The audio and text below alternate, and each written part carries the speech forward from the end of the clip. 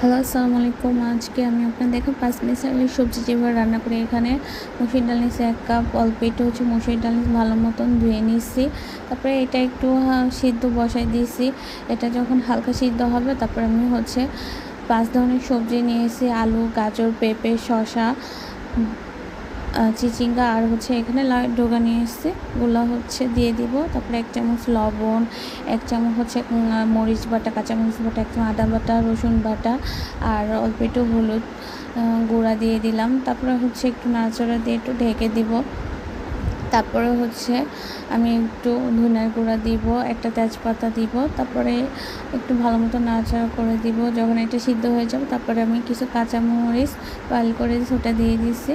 তারপরে একটা সাইডে আমি একটু অয়েল নিব। অয়েলটা একটু গরম হয়ে গেলে আমি পাঁচফোড়ন দিব। তারপর পেঁয়াজ দিব। আমি পেঁয়াজটা ভালো মতন বেরেস্তা করে নিব। তারপরে সবজিটা দিয়ে দিব। দেখেন কত সুন্দর কালার হয়েছে, কি সুন্দর হয়েছে, খেতে অনেক মজা হয়েছে। আপনারা এভাবে বাসায় ট্রাই করে দেখতে পারেন, অনেক মজা লাগে।